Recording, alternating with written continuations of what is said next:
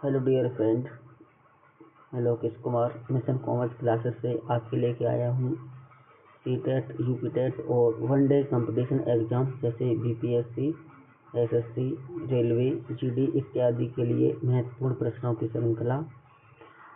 आज जो हमारा चैप्टर चालू होने वाला है वो कक्षा 6 राजनीतिक विज्ञान चैप्टर नंबर 1 लोकतंत्र क्या है।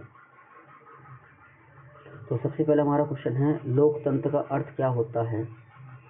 राजा का शासन, जनता का शासन, धर्म का शासन या सेना का शासन। तो इसमें से हमारा राइट आंसर डी होने वाला है, जनता का शासन। क्वेश्चन नंबर 2, भारत में सरकार किस प्रकार की है? तो 4 ऑप्शंस दिए गए हैं, मैं बार बार नहीं बोलूँगा, आप देख सकते हैं। तो भारत में जो सरकार है वो लोकतांत्रिक है, यानी डेमोक्रेटिक सरकार है भारत में। क्वेश्चन नंबर 4 आने वाला है हमारा, लोकतंत्र में नेताओं का चयन कैसे होता है? तो आपके लिए पता है कि लोकतंत्र में नेताओं का चयन जो होता है जनता चुनाव करती है। मैं आपके लिए बता दूं, विधायक और सांसद का चुनाव ही केवल जनता द्वारा किया जाता है, बाकी जो अन्य पदाधिकारी होते हैं जैसे राष्ट्रपति वगैरह, उनके चुनाव सीधे संसद से होते हैं। क्वेश्चन नंबर 4, लोकतंत्र का मुख्य सिद्धांत क्या है? एक व्यक्ति का शासन, जनता की भागीदारी, सेना की ताकत, धार्मिक आदेश। तो इसमें लोकतंत्र का मुख्य सिद्धांत क्या है? जनता की भागीदारी, क्योंकि सीधा सीधा हमारी प्रस्तावना में लिखा हुआ है हम भारत के लोग, यानी जहाँ पर भारत की लोकतंत्र की जहाँ पर भी बात होगी तो भारत के लोग यानी भारत की जनता की बात होगी। क्वेश्चन नंबर 5 देखते हैं, लोकतंत्र में नागरिकों को क्या अधिकार प्राप्त होता है? तो लोकतंत्र में नागरिकों के लिए सबसे जो महत्वपूर्ण अधिकार जो प्राप्त है वो सबसे पहले मतदान का अधिकार प्राप्त होता है। ऑप्शन नंबर सी इसका राइट आंसर है। छठे प्रश्न की बात करेंगे तो भारत में लोकतंत्र कब स्थापित हुआ? तो ये हमारे सबसे पहले जब हमारा संविधान अंगीकृत हुआ और उसके बाद में जब संविधान लागू हुआ तो 1950 में, तो ये हमारा 1950 में लोकतंत्र स्थापित हुआ था। लोकतंत्र में जनता किसे चुनती है? तो लोकतंत्र में 2 ही पक्ष, मैंने आपके लिए अभी बताया था कि विधायक और सांसद, इनको ही चुनाव किया जाता है, यानी ऑप्शन नंबर डी ठीक होगा। आगे, भारत किस प्रकार का गणराज्य है? तो भारत एक लोकतांत्रिक यानी डेमोक्रेटिक रिपब्लिक है। आगे, लोकतंत्र किस पर आधारित होता है? तो लोकतंत्र बहुमत पर आधारित होता है। लोकतंत्र में सर्वाधिक बहुमत पाने वाला ही जो नेता होगा वो बहुमत दल का नेता कहते हैं, इसे ही सत्ता पक्ष का नेता भी कहा जाता है। भारत में वोट कौन कर सकता है? तो भारत में वोट कौन कर सकता है? इसके लिए 18 वर्ष या उससे अधिक उम्र सभी नागरिकों, यानी भारत में वोट करने वाले 18 वर्ष या उससे अधिक के सभी नागरिक भारत में वोट कर सकते हैं।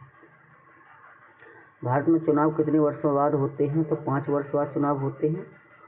अगला क्वेश्चन 12 है और 12वें क्वेश्चन है, लोकतंत्र में संविधान का क्या कार्य होता है? तो शासन के नियम तय करना। ये क्या करता है? शासन के नियम तय करता है। आगे 13 नंबर क्वेश्चन है, लोकतंत्र में सर्वोच्च कौन होता है? तो लोकतंत्र में सर्वोच्च होती है जनता। यदि यही क्वेश्चन आपसे पूछा जाए कि जो हमारी संसद, कार्यपालिका, विधायिका, ये जो 3 अंग हैं, अगर उसमें सबसे ज़्यादा पावरफुल पूछा जाए तो उसमें होता है हमारा राष्ट्रपति। आगे क्वेश्चन नंबर 14, लोकतंत्र में विरोध का अधिकार किसे है? तो सभी नागरिकों के लिए है। और मेरी बात ध्यान से सुनेंगे, आई रिपीट, मेरी बात ध्यान से सुनेंगे कि लोकतंत्र में विरोध किया जाता है शांतिपूर्ण ढंग से प्रदर्शन करके। शांतिपूर्ण ढंग से प्रदर्शन करके लोकतंत्र का विरोध किया जा सकता है। आगे क्वेश्चन नंबर 15, भारत में चुनाव किस प्रणाली से होते हैं? तो गुप्त मतदान प्रणाली से होते हैं।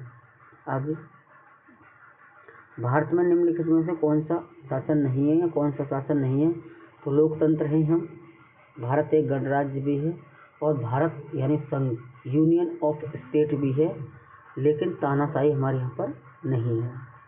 आगे 17 नंबर क्वेश्चन देखते हैं, लोकतंत्र में निर्णय किस आधार पर होते हैं? तो लोकतंत्र में आधार में बताया था अभी कि बहुमत, जो सत्ता दल का नेता है वो पूर्ण बहुमत प्राप्त करके ही सरकार बनाता है और सरकार ही लोकतंत्र स्थापित करती है। क्वेश्चन नंबर 18, क्या लोकतंत्र में सभी को समान अधिकार होता है? तो हाँ जी, सभी को समान अधिकार है। क्वेश्चन नंबर 19, भारत में किस प्रकार का लोकतंत्र है? तो प्रतिनिधिक लोकतंत्र है। यहाँ पर जनता अपने प्रतिनिधियों को चुनकर संसद भेजती है या लोकसभा भेजती है। आगे, लोकतंत्र में जनता का प्रतिनिधित्व कौन करता है? तो निर्वाचित प्रतिनिधि करते हैं। क्वेश्चन नंबर 21, लोकतंत्र में सरकार किसके प्रति उत्तरदायी होती है? तो लोकतंत्र में सरकार जो होती है जनता के प्रति उत्तरदायी होती है। लोकतंत्र की सबसे बड़ी ताकत क्या है? तो जनता, क्योंकि भारत की शक्ति भारत के लोगों में ही निहित है। चुनाव के दौरान नागरिक किसका चयन करते हैं? तो प्रतिनिधियों का चयन करते हैं। लोकतंत्र में कानून किसके लिए होता है? तो सभी के लिए होता है। या आगे क्वेश्चन नंबर 25 है, जनता अपनी असहमति कैसे व्यक्त करती है? और शांतिपूर्ण विरोध से। मैंने अभी आपके लिए बताया था कि जब भी विरोध की बात होगी या असहमति की बात होगी, शांतिपूर्ण विरोध से ही जनता असहमति व्यक्त कर सकती है। भारत दुनिया का सबसे बड़ा लोकतंत्र है। तो हाँ, जितने बार वर्ल्ड में जितने बार कंट्रीज हैं उसमें भारत ही एक मात्र एक ऐसा देश है जहाँ पर लोकतंत्र सबसे बड़ा है। लोकतंत्र में अधिकारों की रक्षा कौन करता है? तो न्यायालय, क्योंकि न्यायालयों के पास सर्वशक्ति निहित होती है। लोकसभा क्या है? तो लोकसभा संसद का निचला सदन है और राज्यसभा संसद का ऊपरी सदन होता है। आई रिपीट, लोकसभा संसद का निचला सदन है तो वहीं राज्यसभा संसद का उच्च सदन माना जाता है। सबसे महत्वपूर्ण संस्था लोकतंत्र में क्या है? तो संसद। भारत को स्वतंत्रता किससे मिली? तो ब्रिटेन से मिली। भारत का संविधान कब लागू हुआ? 26 जनवरी 1950 को लागू हुआ। संविधान किसने बनाया? तो संविधान बनाया था कैबिनेट मिशन के बाद। जो हमारी संविधान सभा होती है वहाँ से हमारा संविधान का निर्माण होता है।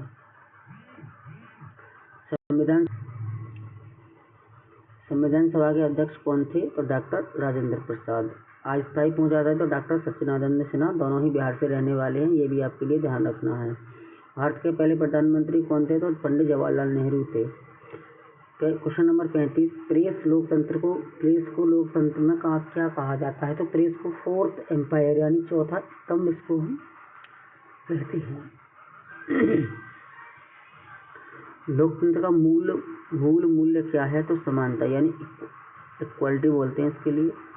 37 नंबर क्वेश्चन है, संविधान में कितने मूल अधिकार प्राप्त हैं? तो अभी हमारे लिए 6 हैं, लेकिन जिस समय हमारा भारत आज़ाद हुआ था, फर्स्ट टाइम हमारा कॉन्स्टिट्यूशन बन रहा था, उस टाइम हमारे लिए 7 मूल अधिकार प्राप्त थे। उसमें से एक मूल अधिकार यानी संपत्ति का अधिकार हटाकर आर्टिकल 35A में पहुंचा दिया गया है।